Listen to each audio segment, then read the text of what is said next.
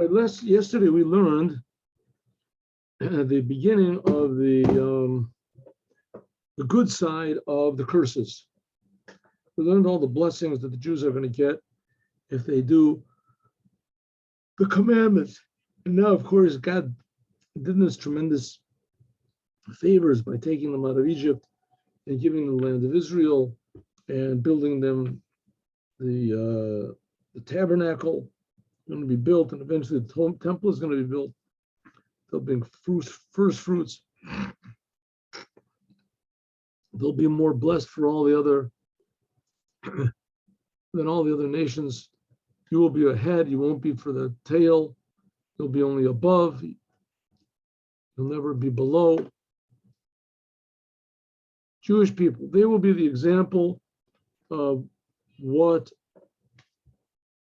goodness, of God benefiting people, of giving them his blessings, and how holy the world is, and God is creating the world, creating the whole heavens, he's creating the whole earth. That's what it's supposed to be.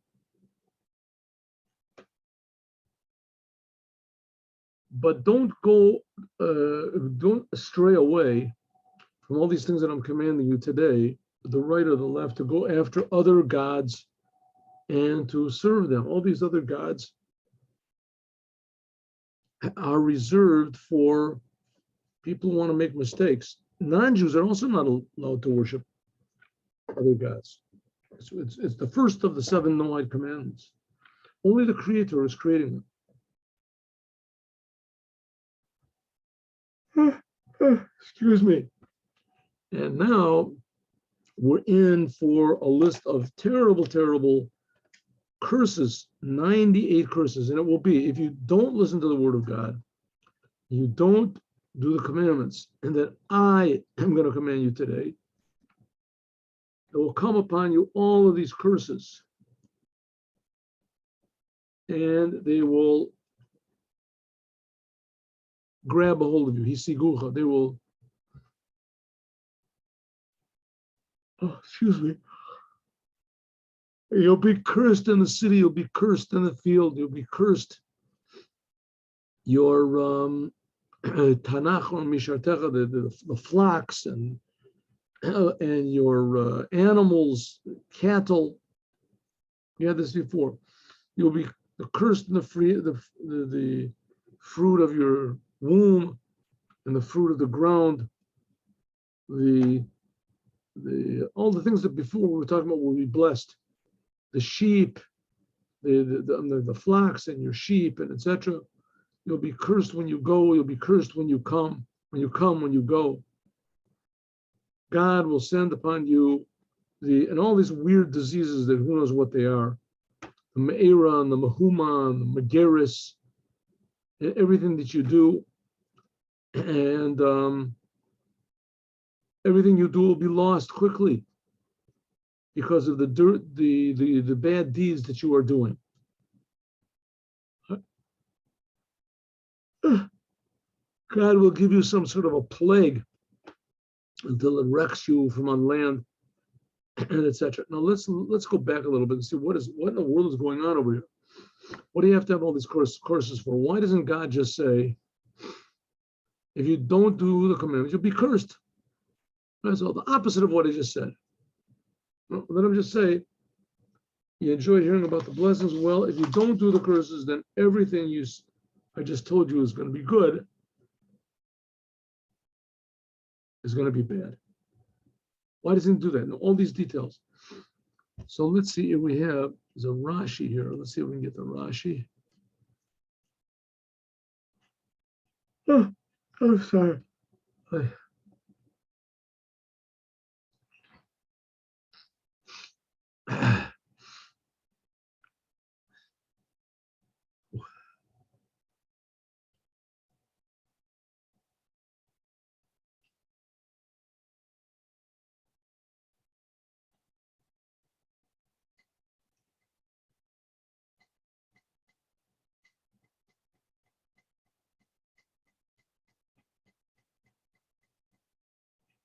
All right. Just trying to find a Rashi. I just had it, but All right, here all these curses. And it says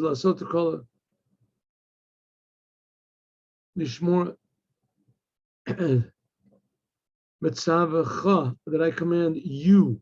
It doesn't say Asher mitzavechem. It will come alecha, on you, singular, all these curses. So he says, all these curses, says the Kli Yakar, all these curses were said in singular. And those blessings which were said in Parshas Chukotai were said plural. Imlo tishma'u. Here it says imlo tishma, singular. Now, here we have 98 curses. Over there were 49 curses. Those curses that were said back there, they were said on Mount Sinai. It was a continuation, Har Sinai. Okay? It says, if you walk in my statutes, then I'll give you the rains in their time. And if you don't, then he goes on to say 49 curses. And here, God gives blessings. This is right before they come into the land of Israel. So it says the reason is because Elah and these, there's a lot of curses. Harba makot.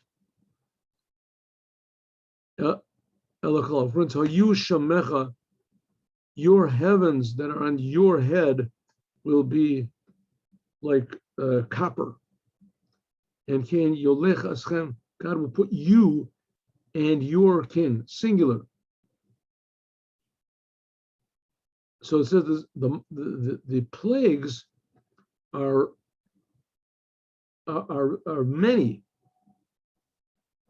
And so why is it that all of over there you have 48, 49 curses, and here you have double number of curses?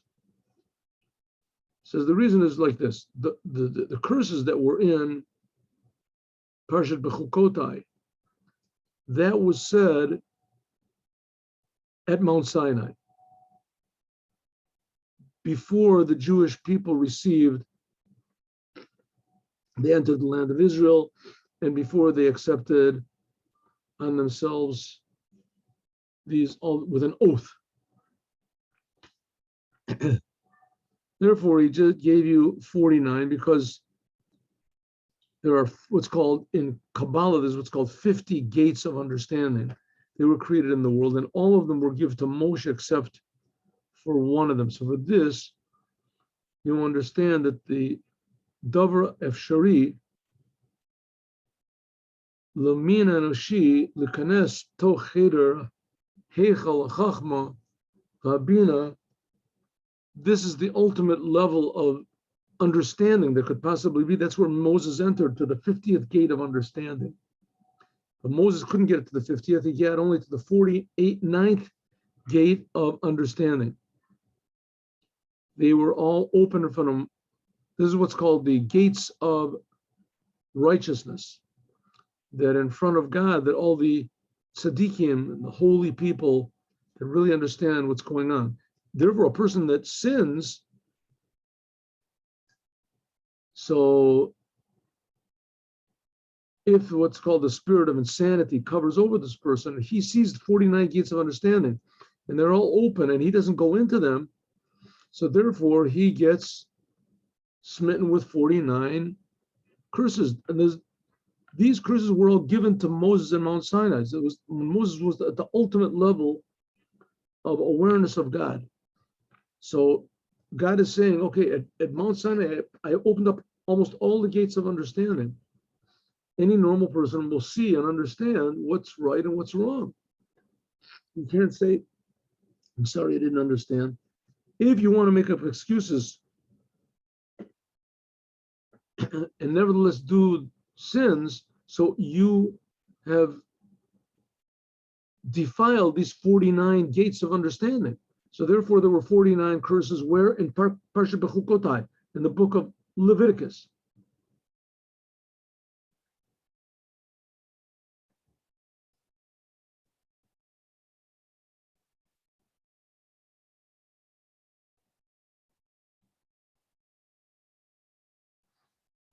So before this, before that, so it says in Lo Tishmu.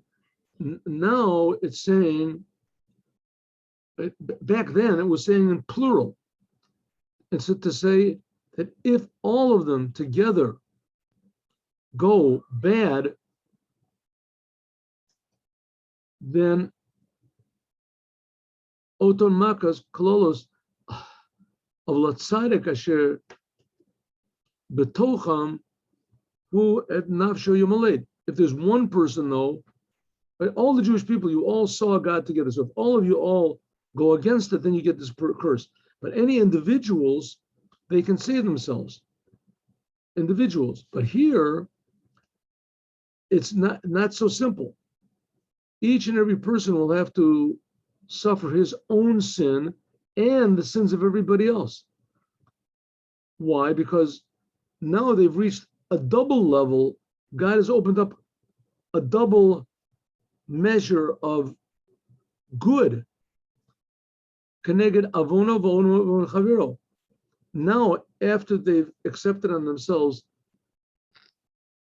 when they're going to come into the land of Israel, and they're going to accept on themselves what's called arivut. Arivut means that everyone becomes responsible for everybody else. So when they were on Mount Sinai, so all the Jewish people, each and every one, was judged as an individual.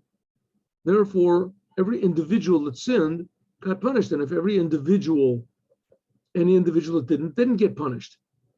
But here, every individual that gets sinned, he bears his sin, but also the other people are also punished because of him, because they should have done what they could to prevent him from sinning.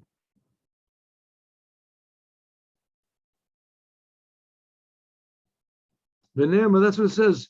If you in lo tishma, if you don't listen yachid, what does it mean? All these curses and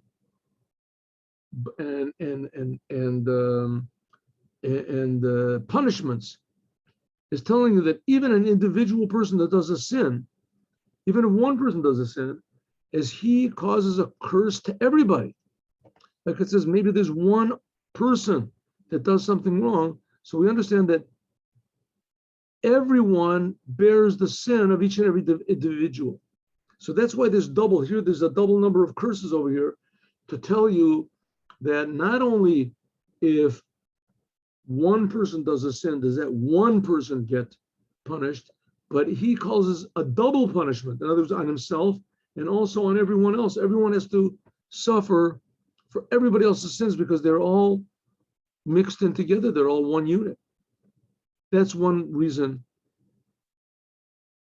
he says. Some say exactly the opposite way around. And let's see if we'll find this Rashi. Okay. See if we'll find the Rashi.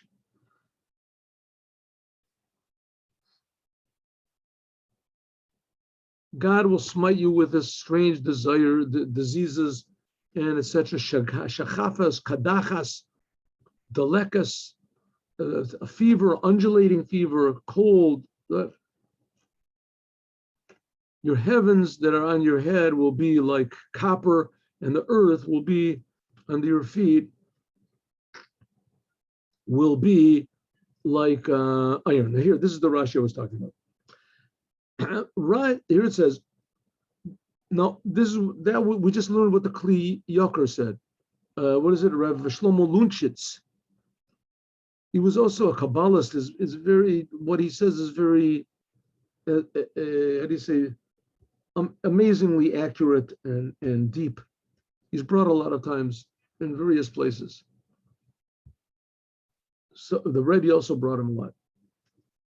It says the heavens that are over your head will be like copper. Says Rashi, these curses, Moses said them on his own. And the ones on Mount Sinai, in other words, in Parshas Bechukotai, where there's 49 curses, those were said from the mouth of God. Kamashmo. Okay, well, what does it mean? Of course, everything that Moses said was from God. God didn't say anything from himself. Moses certainly never said anything from himself. But here, Moses is saying from himself in a way of prophecy. And the ones that were on Parshas Bechukotai, that he was quoting. Listen, it says, it says, Im lo tishma'u li. Over there in Parshas Bechukotai, it says, if you don't listen to me, if you go with me in a crooked way. Here it says, if you don't listen to the sound, the voice of God, your God. So back there, unlike the whole entire book of Devorim, which Moses spoke from himself, so to speak, everybody knew that the Shekhinah was speaking from Moses' mouth. And so Moses spoke the whole book of Deuteronomy in the first person, like we say in Shema Yisrael. If you do my commandments, I will give you the rains in their time. But here in these curses, he doesn't speak in the first person. He speaks in the third person. God will give it doesn't say I will make the rain into dust and into this. He doesn't say I will do it. He says God will do it. Over there in Parashah Bechukotai, where there were 49 curses, half of the number that are over here. So Moses over there says in the first person. Here he says, etc. Why was this?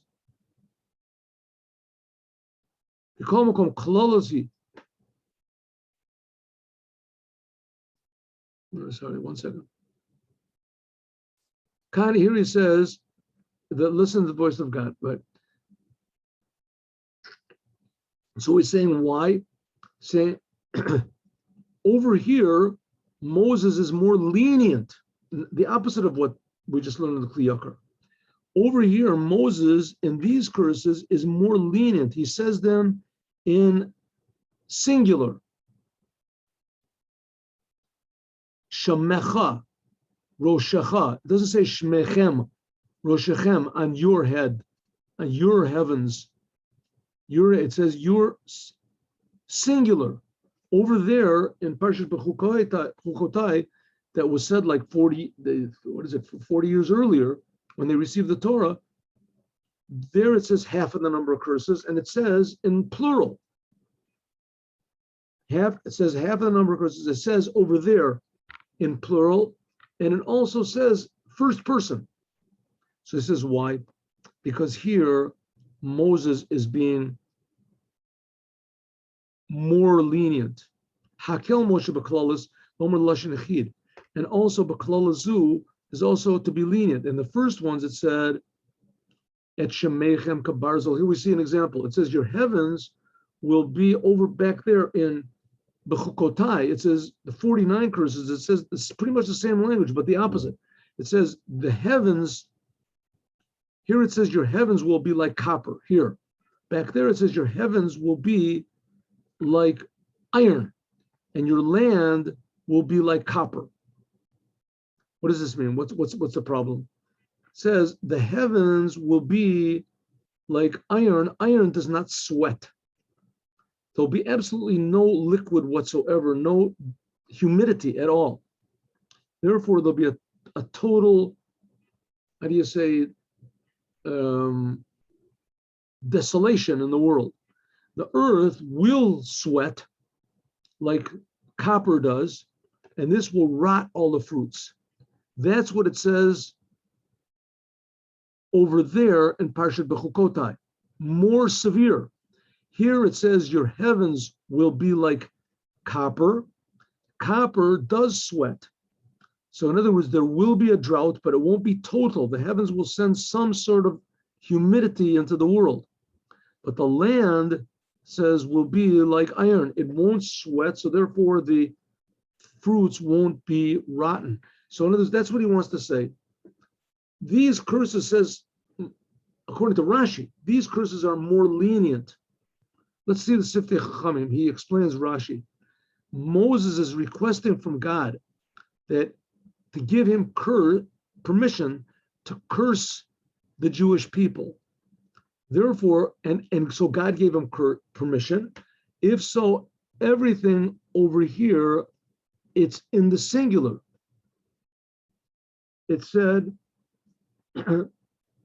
And so therefore Moshe didn't say anything on his own. In other words, here Moshe is saying, like, he's cursing them, but he's cursing them in the name of God, which means any prophecy which was said negative doesn't have to come to be. And here it's like a prophecy, but it doesn't have to come to be. Right? It doesn't have to come, which is not the case. The 49 curses, which were back there, that, so to speak, is not prophecy. He's just quoting what God is saying.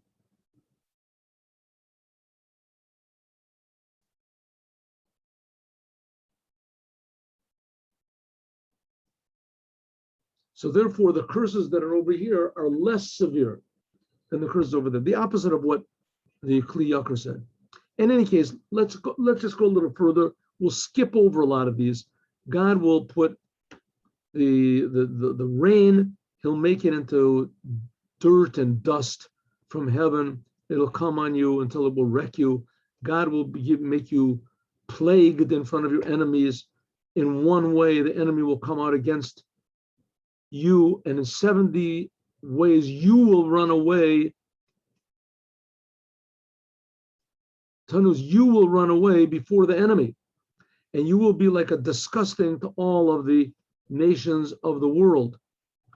Your dead carcasses will be food for the birds of heaven and the animals of the world.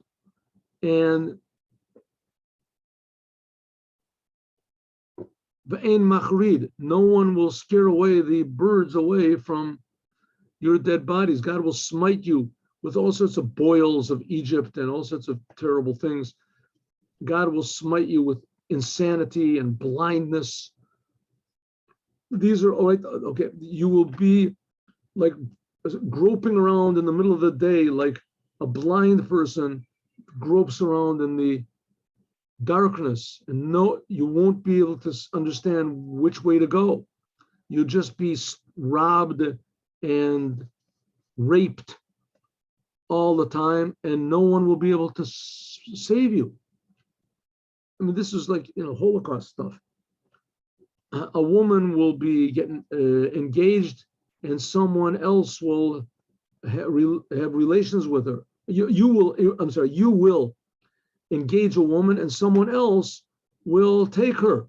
You'll build a house and you won't live in it. You'll build a vineyard and you won't even eat from the fruits. Your ox will be sacrificed in front of your eyes and you won't anything from it. Your donkeys will be stolen from you and it won't come back. Your sheep will be given over to your enemy and no one will be able to save you. Your sons and your daughters will be given to a strange nation.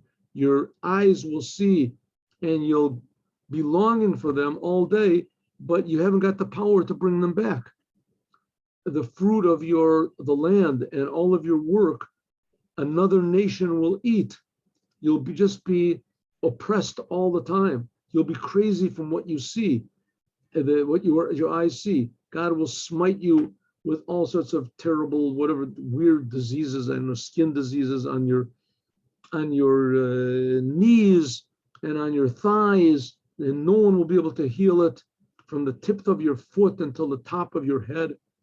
God will take you and your king that you've got. This is all singular. That your king into a strange nation that you don't know. This is like after the second temple. The first temple was destroyed. Like I said, a lot of times, the Rebbe said it, that the destruction of the first and second temple in many ways was much worse than the Holocaust. It could be that a greater portion of the Jews were actually killed, but for sure all the Jews felt it.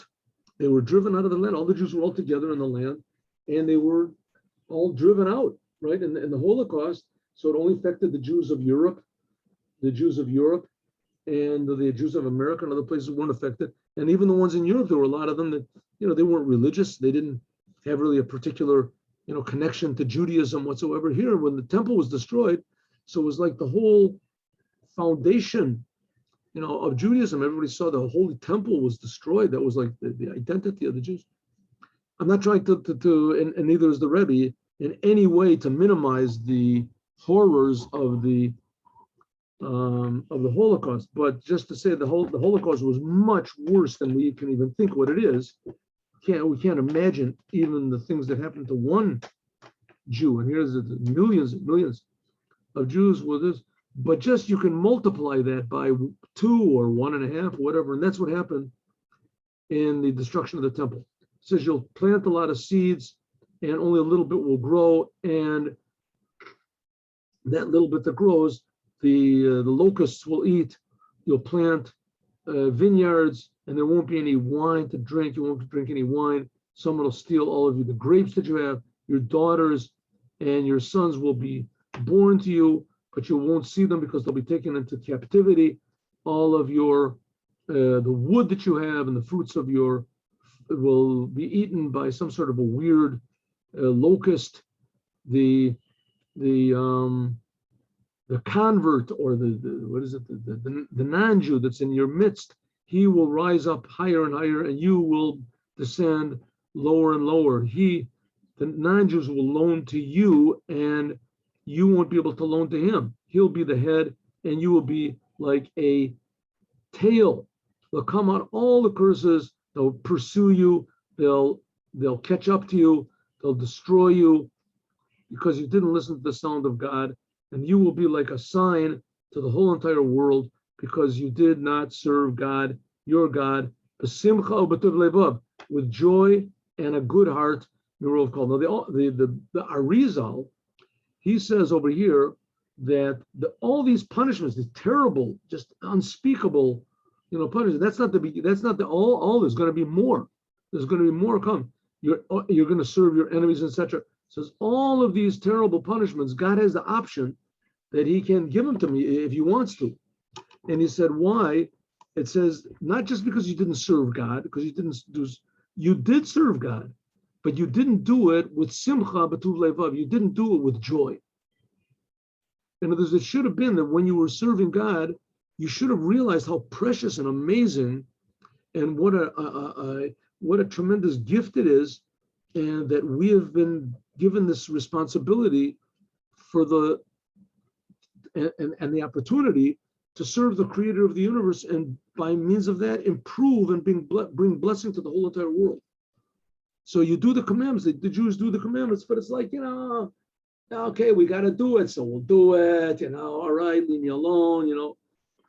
And even if they do it, they don't really even try to appreciate what the commandments are. So God is saying, I have the option to punish you, even if you do the commandments, but you don't do it with a full and a happy heart. I mean, after all, I'm creating you.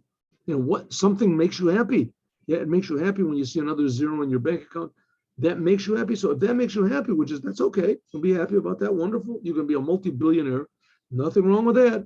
Wonderful thing.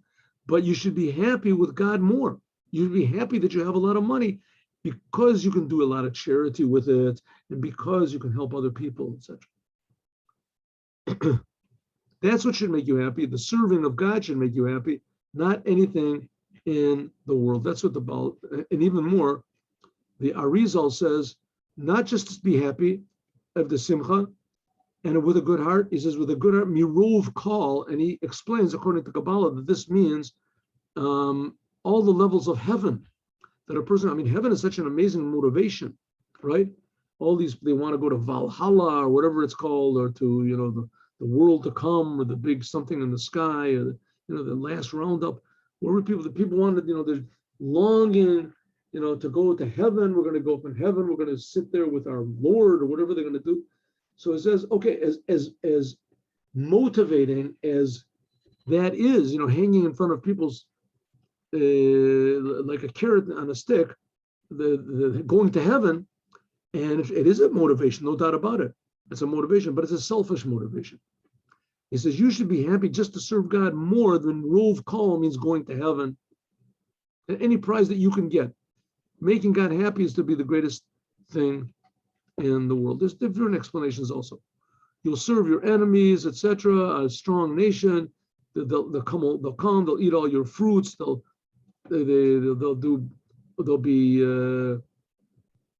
knock down your borders. They'll eat the fruits of your you will eat your own children, the flesh of your own children and your daughters that God gave you, because you'll be so insane from hunger.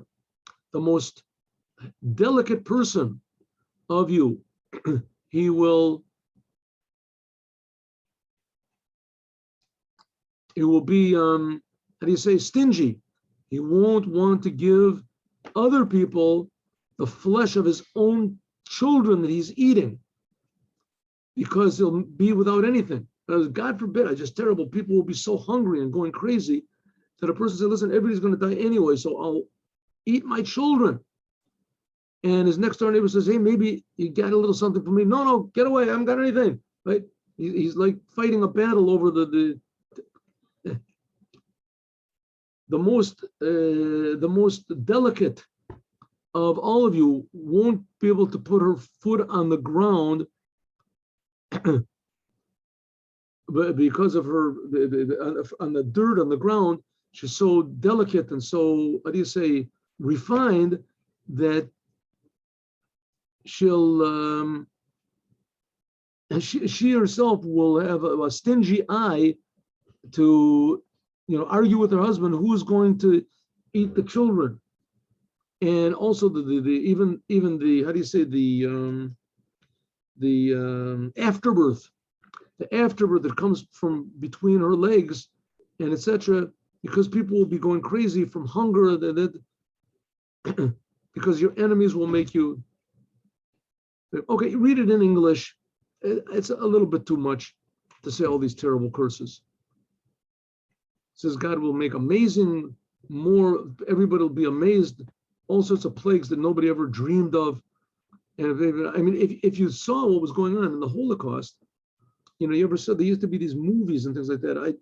I just don't like these movies and books, about the Holocaust. I'm not saying anything negative about them, but I think it was like Elie Wiesel. He said that God killed, that the Nazis killed the same person 6 million times. Said the brother said, you see one time, he said, also what you can learn from it is that culture and things like that, but the ways that they killed people and the tortures they did, this mangle and things like this, are just, and these were supposed to be the most civilized and cultured and developed, advanced nation in the world. And they had these amazing philosophers and, the books of, of what's it called, ethics, what is good and what is bad, and Kant and Hegel and, this. So, with all that, it came out the worst possible, atrocities could possibly, even though I understand that like the Japanese were no less ingenious in their cruelty against the Chinese. Anyway, man's inhumanity to man, but certainly happened to the Jewish people. The interesting thing with the Jewish people is, like with Hitler and these other people, so they conquered. They were just conquerors, and they were like bloodthirsty. But killing the Jews wasn't to conquer anybody. They just, all they wanted to do was just kill the Jews. There wasn't a thing, if all the Jews would have said, okay, we'll be your servants. They didn't care. They just wanted to kill them. Okay, this says your life will be hanging in front of you, and you'll be afraid day and night, and you won't even believe in your own light. People will have this paranoia. And in the morning, you'll say, oh, if it was only yesterday evening. And then when it comes to evening, you'd say, oh, that was in the morning that I thought was terrible. Well, I thought that yesterday, the morning was even better than it is now. In other words, everything will progressively get worse and worse, because you'll be so afraid just from what you see. And God will bring you back into Egypt on ships and such like that. These are the words of the covenant that God told Moshe to make with the Jewish people in the land of Moab, in addition to the covenant that he made with them on Mount Sinai. Says Rashi, what does it mean? That they should accept on themselves the Torah with a curse and with an oath, in addition to all the curses that they received in Birkas Kohanim before. So the interesting thing is like it says, we learned this before, that God will transform all of these curses into blessings. So in some way, the more curses there are, the better, because it says God will transform them all into blessings. And in fact, these are some sort of blessings that are so great that they can't be written and blessing form. The blessing is even greater than anything we can appreciate. And that's why it's written in this weird form. How that is, I have absolutely no idea, but it will be revealed to us with Mashiach. Now, have a good day. Tomorrow, God willing, we'll finish these just few sentences, and then we will learn the Haftorah of this week's Torah portion. Have a good day with Mashiach now. Thank you, and God bless you all.